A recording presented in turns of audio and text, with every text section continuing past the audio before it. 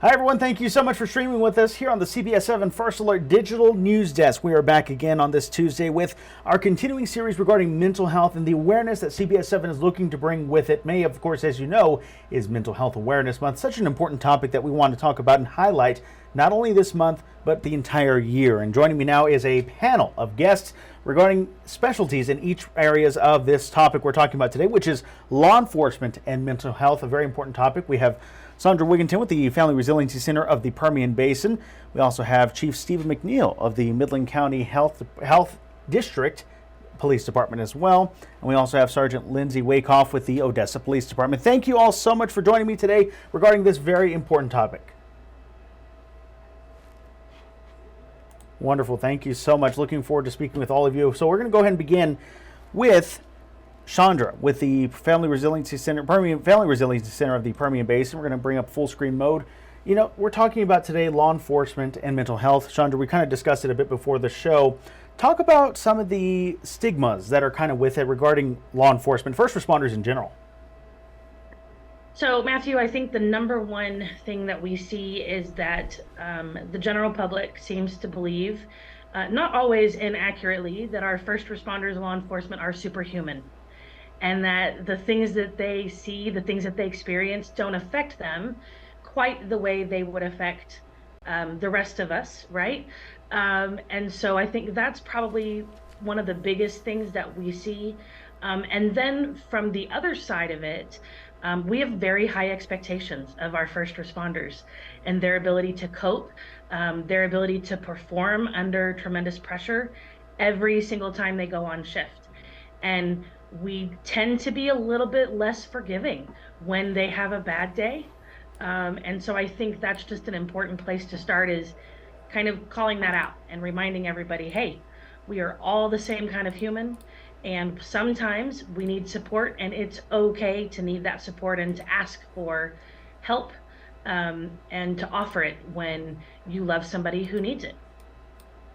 Absolutely. You're so right about that. Such an important thing to regarding that is have the help you need whenever it's, you know, whenever that time comes, whenever you really need it. That's so important to bring up in regards to that. And of course, the other people joining us, we have Sergeant Lindsay Wakehoff with the Odessa Police Department. Sergeant, thank you again for your time today regarding this important topic we've been talking about regarding law enforcement mental health. You have a firsthand look at this within your department. How are you managing kind of this stigma, if you will, within OPD? Oh, absolutely. Thank you for allowing me to be here and talk about this. So within the organization, what our department does is we have actually created a health and wellness program, and it's not just physical or mental. It's more of a holistic, comprehensive program. So anything from stressors of finances, we put on finance classes as well, and budgeting classes, to career fitness, to physical fitness and mental health as well. I fortunately get a firsthand look within the department. I am their mental health coordinator, and I work very closely with our training department and in order to get resources out, trainings that we need, and not just for certain officers, it's for all of our officers and majority of our employees as well. So that I'm very, very thankful to be a part of something like that. Absolutely. It's great to have that kind of resource available to those who need it most. You know, our law enforcement, to be who are out there protecting us each and every day. Also joining us regarding this topic is an experienced law enforcement officer himself. It is Chief Steve McNeil with the Midland County Health District Department. He joins us now from Zoom as well. Thank you so much, Chief, for talking with us about this topic. And in regards to your department, you're the chief of the department. You have a good perspective as well on this. What is your mental health coordination like within your department? So we work very closely with our mental health staff. We're blessed that we have mental health professionals available 24 hours a day, and it's a combined effort to work closely with our stakeholders to provide care for the patients that come into our hospital. Absolutely. So important like that. You know, in regards to what you experience each and every day, you know, dealing with, you know, people who come in, the general public itself, you know, you sometimes run into those situations where, you know, an officer might be put into a tough situation, you know, in regards to mental health, maybe something traumatic or even just heavily emotional. You know, how does your department deal with, you know, offering support to those, your law enforcement personnel? It starts with ongoing training, and then to have a self-assessment of our own responses to traumatic events, because trauma is individualized, and that to recognize that we can only control our response to any given situation. Absolutely, yeah, that's a very important point. And Chandra, of course, the resources available are, to the general public. Law enforcement also need those resources at all times as well, because the situations they get put in, not only, in the community, but also from their personal lives as well, trying to get balance both of those. And the separation of those really important too. Is that right? Yes. And just having a place where they feel safe. I know that Lindsay, Sergeant Wakehoff, is part of the peer network at a peer support group. There's a whole pretty name. She can tell you what it is. But she oversees that and works with those officers that are helping each other. There is definitely a special gift to be able to lean on your brothers and sisters. And so they have developed a peer support team that is, I believe it's highly effective. I don't know how they would feel, but I've never heard anything bad about it. So that speaks pretty well for her team. Absolutely. To be able to have that kind of resource available is always important. And, Sergeant Wakehoff, she talked about that peer support, so important, because officers, firefighters, any of those, they lean on each other for those support in those hard, tough times that, that do come up whenever regarding to keeping our community safe. And so that kind of support system, that's available at OPD as well. Is that right? Yes, it is. We have a 2016 peer support team at the police department. On top of, we have plenty of relationships that we foster. One being with Family Resiliency Center. Another one is with LEMIT, the Bill Blackwood Unit Law Enforcement Management Institute in Texas. And then on top of my full-time job here, I'm also the regional director for Texas Law Enforcement Peer Network, which is through the state. Absolutely. It makes a lot of sense to have that kind of peer support available. I mean, that is the way to be able to handle those kind of situations. And for Chief McNeil as well, what organizations regarding your department do you work closely with to be able to kind of offer the assistance to not only your officers, but maybe the public as well? Do you work with any organizations outside of your department? Yes, we also work with our local mental health authority, as well as the mental health professionals that we have on staff here at Midland Memorial Hospital. And then, of course, we work with our allies for our law enforcement officers with LEMIT, as Lindsay mentioned, and with the Odessa Police Department, because they have an incredible peer support team that is leading law enforcement in the Permian Basin in way of helping law enforcement, first responders overcome traumatic events. Absolutely. And so talk about the importance of the role of those mental health organizations, how pivotal it is to know that those are available to you in your department. It's not just that it's becoming available, it's overcoming that stigma that you talked about earlier, because the stigma represents a barrier to receiving therapy. And it's important that we continue to demystify that negative stigma around mental health treatment. Because for someone that's experiencing a mental health crisis, we need to work closely with all the stakeholders involved to help them overcome that. Absolutely. That stigma is the thing that Chandra continues to mention. We talked about it yesterday, talked about it today. Chandra, that stigma is the main point that we want to get across in regards to these mental health awareness segments that we're doing, is that it not only affects those of us in the general public, it affects those are the people who protect us in regards to police, fire, EMS, things like that. It's a a prevalent thing, but of course everyone's kind of fighting to push that back to be able to make resources available and known. That's the most important thing. Right. I will always talk about the importance of breaking stigma. It doesn't matter if it's cultural, if it's occupational, if it's just lack of awareness and understanding. I think that's a big piece of it too, is, not everybody needs to be in therapy for the rest of their lives. Not everybody needs medication. Not everybody needs, the same thing. There is no one size fits all treatment for a mental health challenge or mental illness. And so it's important to work with a team of providers that are taking care of your physical health, your mental health. Support groups are amazing. We talked about that yesterday with Thomas. And so it's really just about building awareness. And I think the more we have amazing people around us to talk about it and to spread the word that it's okay to reach out. and sometimes it's just a bad day. And the really cool thing is, Matthew, everybody who's ever had a bad day that's with us today has made it through 100% of the time, right? And so it's possible to get through it. And so we're just going to keep talking about it. As often as I am able, I'm going to talk about breaking stigma. We are super excited at the FRC this week. Lindsay and Stephen both mentioned LEMIT, and so I'm going to give them a little plug here because they are actually sending a team to Odessa this week, and we will have the third annual Permian Basin Post Critical Incident Seminar. I have to say that slowly, and I think it's actually the 40th for LEMIT, and it's 3 days of an opportunity to love on our first responders and their spouses. We cannot forget that they also walk alongside their partners, and so we're going to do just some healing work with them, and we're going to feed them a lot really great food. So we have several really amazing sponsors that have stepped up to provide meals, and we've got, I think, about 34 people that will get to just help and live life with and walk alongside. And we're super excited to bring that back this year.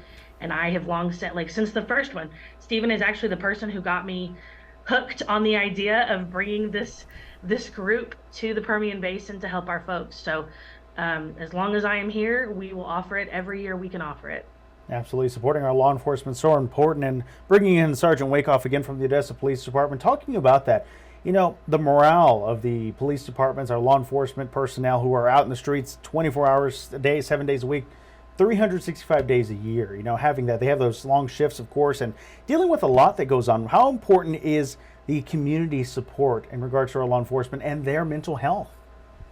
I think it's very vital to not just the community's mental health, but our officers' mental health, because our officers don't just get into this field and sacrifice what they sacrifice with their families and their own mental health just for the fun of it. They genuinely want to help and be a part of improving the community, whether that's improving relationships or helping solve a problem, things like that. But just having community support, which I do believe that we have a wonderful community that supports our law enforcement. I think we're so thankful and so grateful to have such a community, because not every police department gets to feel that from their community members. So I think it's very vital and very, very important on both sides of that relationship. I know a lot of people don't like to think that they care about what other people think, but when it gets down to it and doing the job that we do, absolutely, we do care that we're making a difference in what our community members think of us.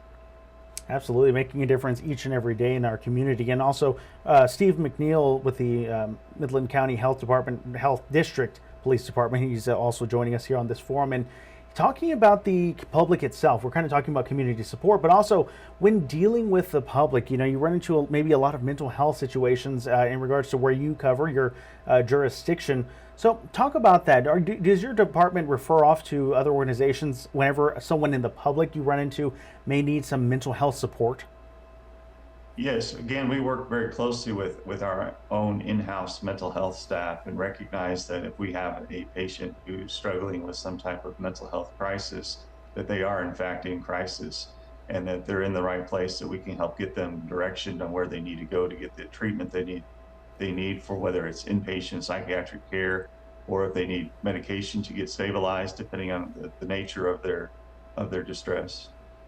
Yes, absolutely. And Sergeant Winkoff, same with the Odessa Police Department, more broad jurisdiction that you deal with, of course, being the entire city limits of Odessa. That resource is always available to the public as well whenever responding to a call. Is that right? Yes, absolutely.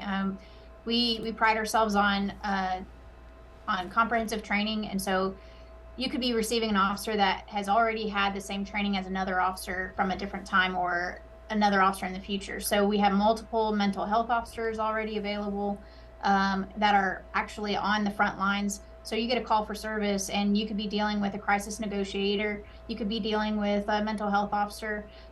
These guys are so well trained and so versed in their profession. It's it's really great to see the assets that we can provide back to our community. Absolutely. That access is so important to be able to have. And regarding that access, I want to bring in Chandra again. She drives the point home that, yes, whenever you are in mental health crisis or you feel like you're getting to that place, resources are available no matter where they are. And Chandra, it doesn't have to really cost little to nothing, really. Right. So I want to put the number out there now because people are listening and we want to make sure that we're sharing that information. The Permian Care, which is the local mental health authority that Stephen mentioned earlier, operates a 24/7 crisis line. There is no cost to call that number. It's available 24/7 and it's 1-844-420-3964. And that number, when someone calls it, if they are in crisis, the trained professionals who answer that line can actually work with our mobile crisis team to send somebody to an individual who's in crisis. And they will coordinate with Odessa PD, Midland PD, Ector, and Midland County Sheriff's offices to have mental health trained officers respond with them, which we do primarily to ensure safety of everybody involved, right? Because crisis situations can sometimes be a little bit more volatile, and so we want to make sure we're keeping everybody safe. But that number is available even if somebody just needs to talk to somebody who cares, right? I don't think anybody gets into the field of mental health for anything other than the desire to help people.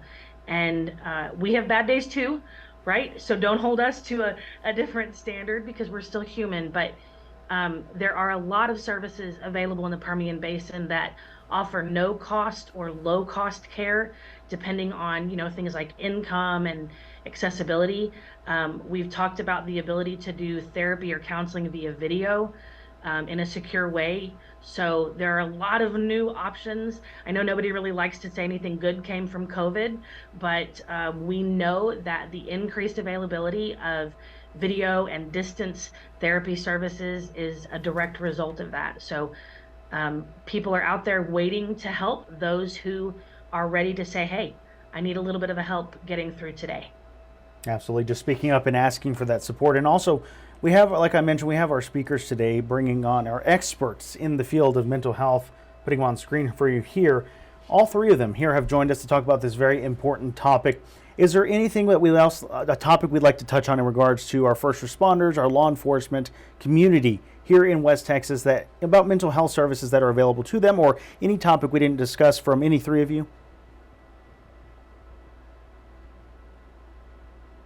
I think, Matthew, it's important that we take time for ourselves to recharge, that we work very closely with talking about things that have happened within the right context. And that's talking with peers and mental health clinicians, because our culture in law enforcement has been, and it is nationwide in many places still to this day, to just suppress that and hold it within. And we know that that's unhealthy. And it's important to get those out in the open and talk about it and work through that. And so that it doesn't start to tear you up on the inside. And Sergeant Waycock, you were saying something as well? Stephen took my thunder. I couldn't have said it any better, so. Wonderful. Yeah, absolutely. To be able to reach out and get those opportunities. Of course, Chandra mentioning a lot of those, important to be able to have those resources available as well. So again, if there's anything else we'd like to touch on, feel free to chime on in. But in the meantime, this has been a great discussion. I think it's been so important to bring this topic to the forefront, because maybe, sometimes we do forget our first responders. They are there. They are heroes. They come whenever we need them most. But we have to remember that they are human too. Is that right? Absolutely. Right. Wonderful. Thank you all three for joining me. We have Chandra as well from Wigginton, from the Family Resiliency Center of the Permian Basin. We have Sergeant Lindsay Waycoff from the Odessa Police Department, and Chief Stephen McNeil of Midland County Health Department as well, Health District, for joining us, the chief there. Thank you all three for joining us for this very important topic today regarding mental health and our law enforcement. Thank you. Thank you. Thanks, Matthew. And again, thank you so much for streaming with us. Again, we're continuing our mental health series all this week. May is Mental Health Awareness Month. CBS7 wanting to highlight different topics in regards to mental health services that are available, and also just fighting the stigma that we've talked about. So glad to have Chandra on with us to kind of help guide this forum and discussion each and every day. So we'll be continuing this tomorrow. Excited to bring up our topic regarding that as well. So looking forward to our continued discussions here on the CBS7 First Alert News app. You can also see us online at CBS7.com And we'll have clips also on our YouTube channel and on our drop-down menu located at the top of our website. You'll see digital news desk extras. But in the meantime, thank you so much for streaming with us. I'm Matthew Alvarez. Happy Tuesday. We'll continue our discussion later on as well. Thanks for joining us.